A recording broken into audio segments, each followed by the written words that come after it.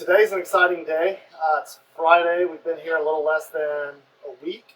We have completely cleaned out the inside, gotten organized, gotten all of our boxes out, packed up, loaded up everything. And we're actually going to take the boat out for the first time. We've got the mechanic who's worked on the engines and all of the parts. He's going to take us out, ensure everything runs good, show us how to operate it, let us know all the ins and outs as far as where things are and what to look for and what to watch for.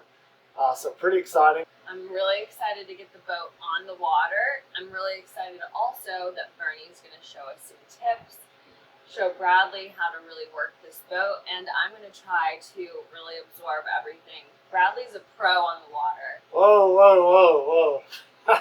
I've never run a 43-foot houseboat with two stern drives on this. Well, at least you grew up on a houseboat. I did not grow up on boats, so this is going to be a huge experience for me. So I need to learn all the tips to be first mate. I'm hoping that Bradley and Bernie can give me some tips on this first run out.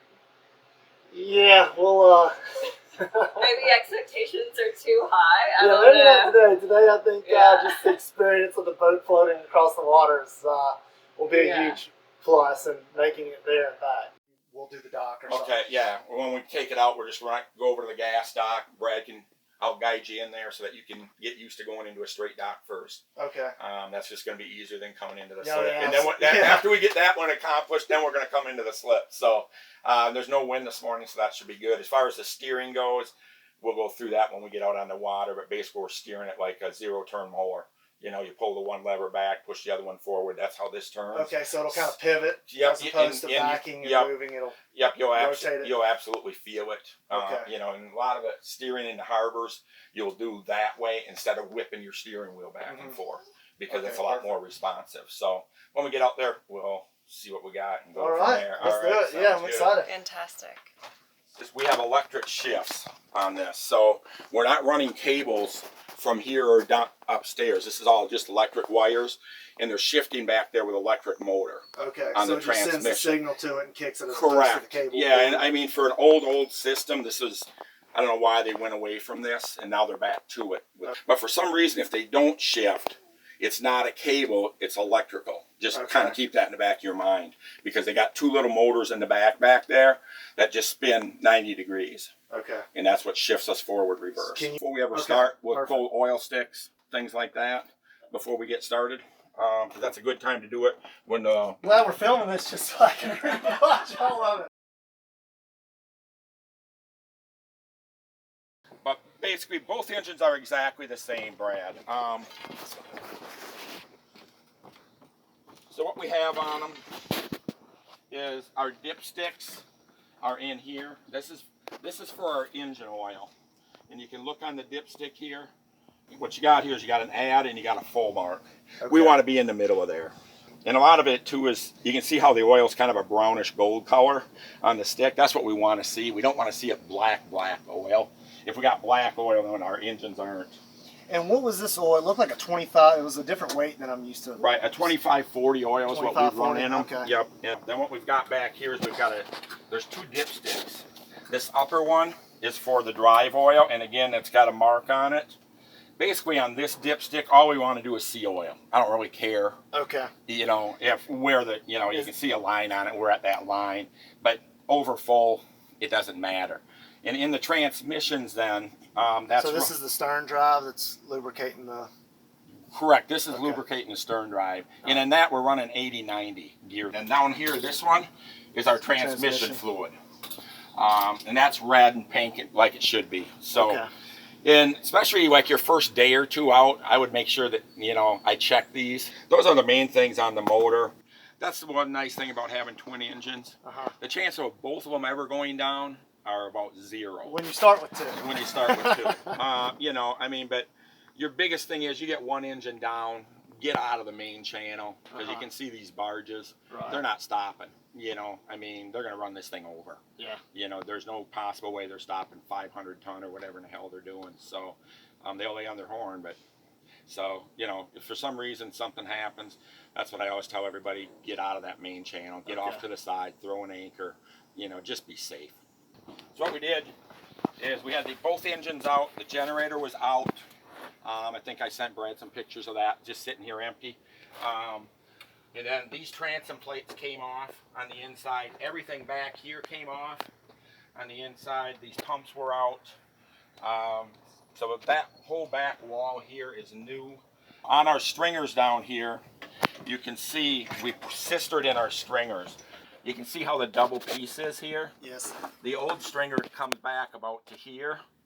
So what this is, the pieces that you see on the outside are for support. So instead of butting them like this and just using just the like glass. a foundation of a pier construction house. Yep, exactly. Yep, we wanted more strength there.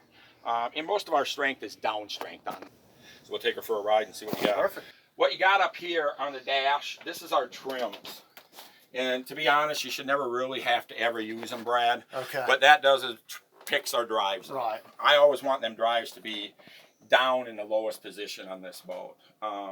For some reason, though, let's say you got into some really shallow, you can trim them up. And that's, you hit both buttons, they come up. Our gauges aren't accurate at all here. So it's 2 buttons anytime I want to do either one? No, just down is just the 1 button. Okay. 2 buttons up. This here's our synchronizer, and once we get going, I'm not positive this works, to be honest with you. I'll look at it when we get running. Okay. This is an old school synchronizer. It's got like a round, and it'll tell us where our engines are. And I'll show you that when we get running. Because what we want to do is we want to have our engines as synced as possible.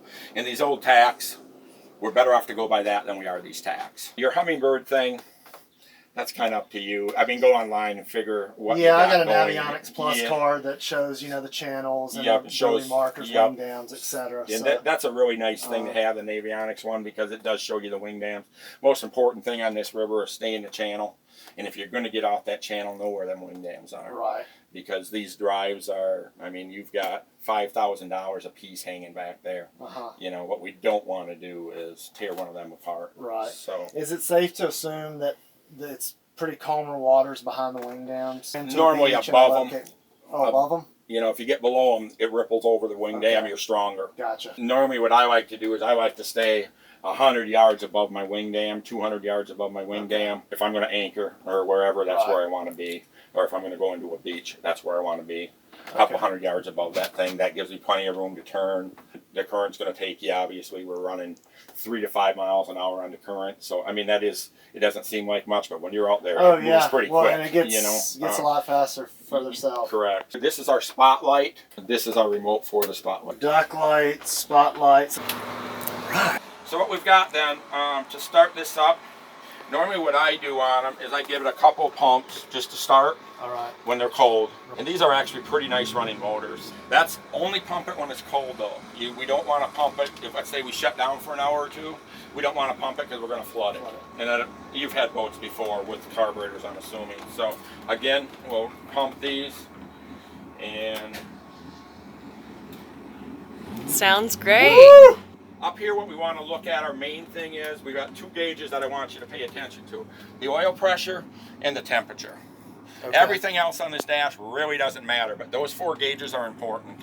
And you can see they run a lot of oil pressure, these motors do, which is a good thing. You know, we want them to run good oil pressure. All right. I do sometimes use a steering wheel, especially when it's really tight. Because what I'll do is, let's say I'm going to back out that way. It only makes sense if I turn this wheel this way and I put this one in reverse. It's going to push my back end around quickly. So are these, are they inward flowing or outward flowing? They're both both inward. They're both inward, yep.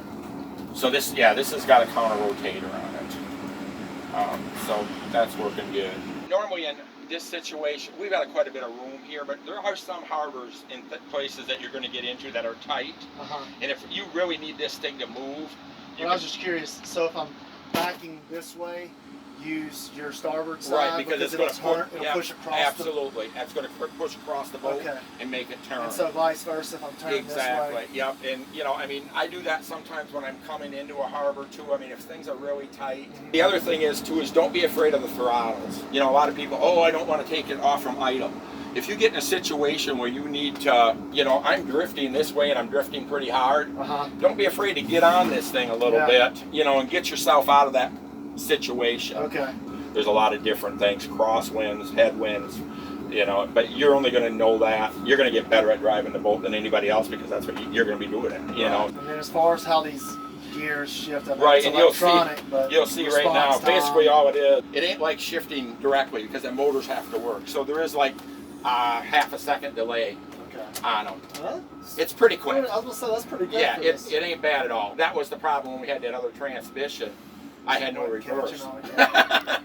You know, and I didn't know it obviously until we put it in and we tried to back away from the dock. And I'm like, because we shifted them, we ran them on shore, they shifted. And, you know, we ran them down here. I'm like, yep, they're both shifting. As quick as I'd try to throttle a little bit, that one would go away. The clutches were gone. So, but this one here, you can feel it. The response is really good in it. As far as your VHF radio, then, all of our locks up here are on channel 14. Okay. So when we get going towards the lock, you're going to turn this thing. I don't know if you've ever used one of these or not. Power this on, which are right here. We want to get ourselves onto channel 16. 14 or 16? 14, I'm sorry. 16 is your emergency channel. 16 is our emergency channel. This is a weird one. Never going to put it on 16. I'm calling Lock and Dam 5 or 5A. Pleasure craft to Lock and Dam 5. But Bernie, what is a lock? Per Wikipedia, a lock is a device used for raising and lowering boats and ships between stretches of water of different levels on river waterways. For the next southbound. And how far out can you do that? Probably about a mile. Okay. A mile and a half. You know, normally when I start seeing it, then I radio, because sometimes they'll say, we're open, get your ass down here. You keep know what I mean? rolling, Yeah, keep it rolling. What they're going to do is when you pull in there, there's going to be a guy that's going to hand you a line. So she's probably going to be on the back, and they're going to drop you a line, either one side or the other. Right. You know, and maybe she's up in the front, if it's depending on what side of the wall they're tying on. When you're pulling in, I always drive for my lower helm. It's much easier to get moved around down here, and I can see the wall is right there. You know what I mean? I'm not up on the flybridge trying to gauge where that front corner is. The biggest thing is get 3 or 4 fenders that you can switch out, you know, from side to side. So if you do come in hot on a wall or something, you're not really hurting too much. You know what I mean? It's a concrete wall, so you're not hurting that. You know, I mean, it's the boat. Because I try to come in pretty slow into the lock.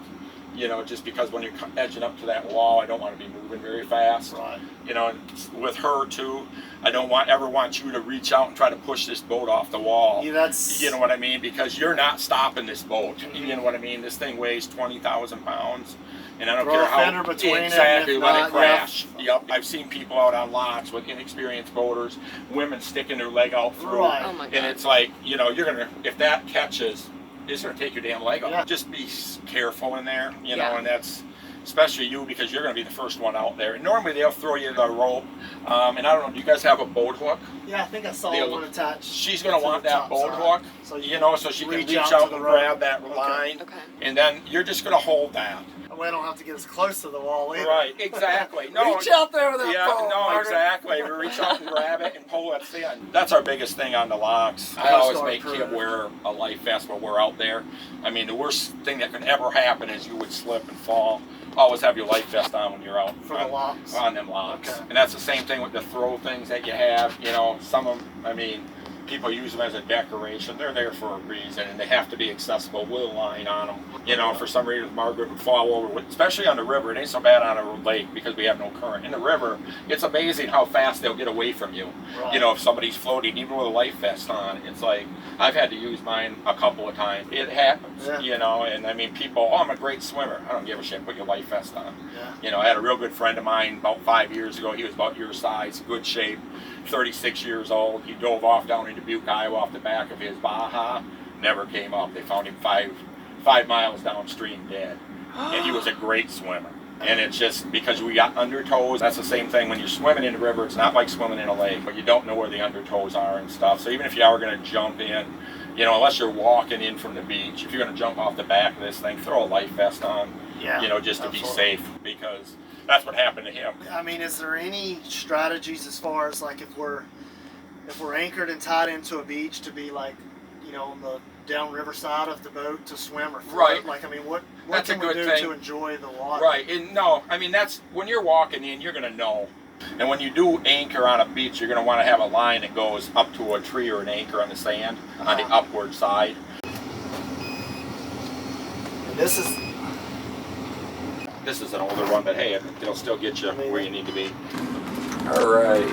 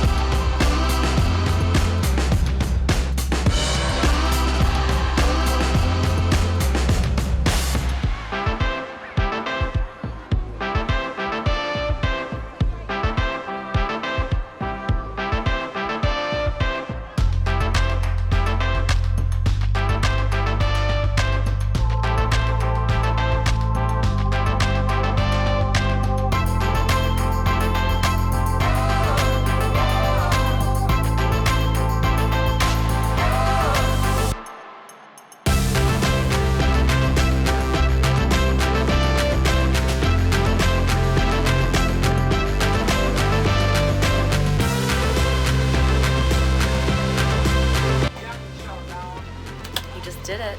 He just pulled us in for gas. First trip out. And then I want to give it some air right away. Hey Margaret, make sure you pay attention on how to get the sewer out. This will be something you can do right here. I didn't know that that's what we were doing. We're pulling the sewer out, so. Well, at least it'll be fresh.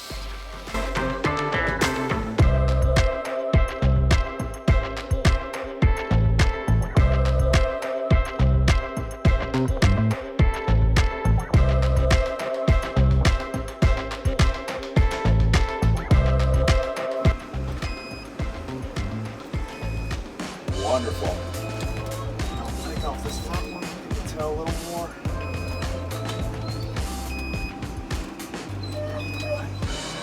I'm pretty much in now. Yeah, no, you're in. Now, this. Margaret, get the line!